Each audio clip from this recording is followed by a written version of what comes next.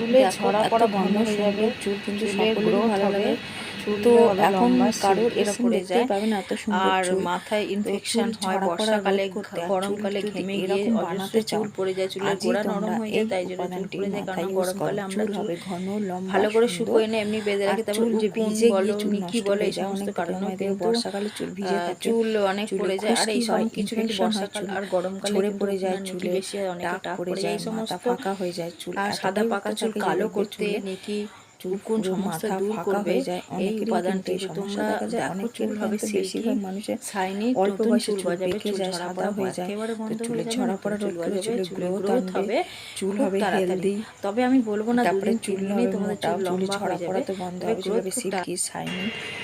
তো চুলের দূষণ থেকে দেখবে অনেক সময় চুল ঝরে পড়ে যায়, চুল রাফ হয়ে যাচ্ছে, পাটের মতো হয়ে যায়, বিচ্ছিরি হয়ে যায়। যারা দেখবে ডেলি তোমরা কাজে যাচ্ছ কিন্তু এই কারণে কিন্তু চুল ঝরে পড়ে যায়, চুলে জট পেকে যাচ্ছে, চুল রাফ হয়ে যাচ্ছে, ধুলোবালির কারণে বলো বা পলিউশনের জন্যই বলো, চুল আঁচড়াতে গিয়েও দেখবে অনেক সময় কিন্তু চুল পড়ে যাচ্ছে, চুল রুক্ষ শুষ্ক হয়ে যাচ্ছে।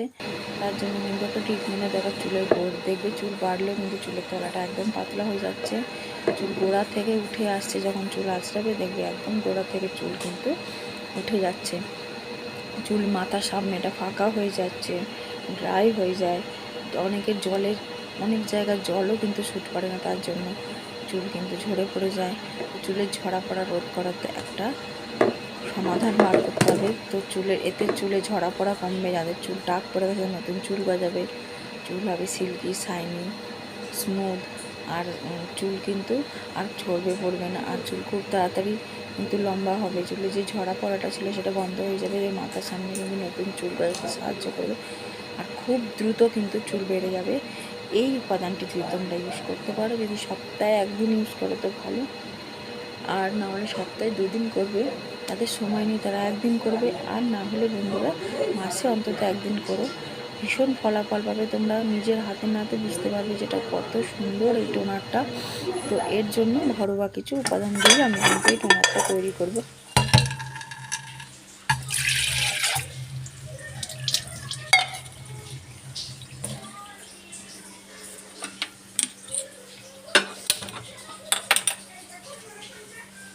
তো দেখো বাটিতে জল নিয়ে নিয়েছি খানিকটা, এবার এটাকে ওভেনটা চালু করে আমি এখানে বাটিটা বসিয়ে দিয়েছি। তো এখানে আমি কিছু উপাদান মেশাবো, তো চলো দেখা যাক কী কী উপাদান মেশাই, যেগুলো কিন্তু তোমাদের বাড়িতেই আছে, হাতের কাছেই আছে, কিন্তু দোকান থেকে কিছু কিনতে হবে না। তো দেখো এবার ফটাফট আমি কী কী মিশিয়ে দিই। তো জলটা গরম হোক, এরপর আমি দিয়ে দেবো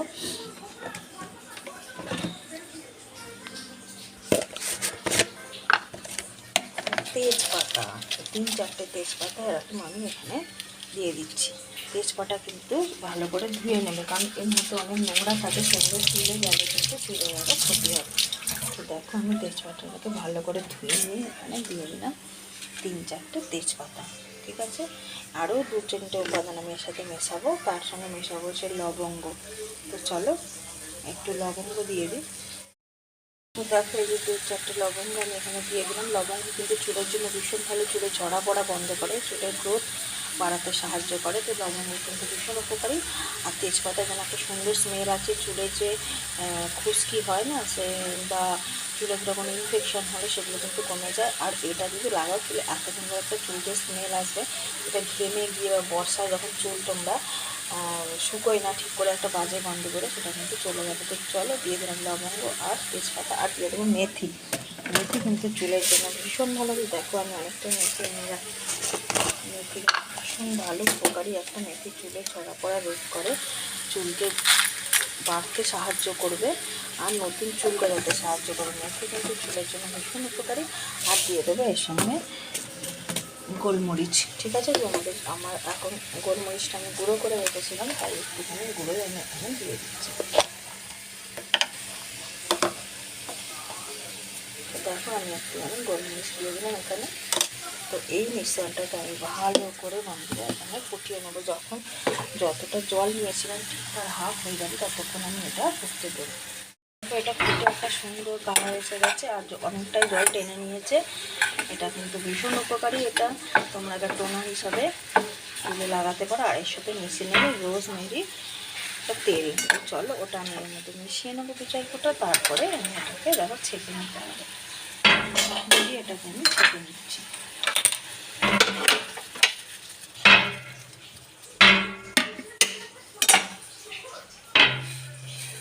দেখো ছাঁকনি দিয়ে এটাকে আমি ছেঁকে নিলাম।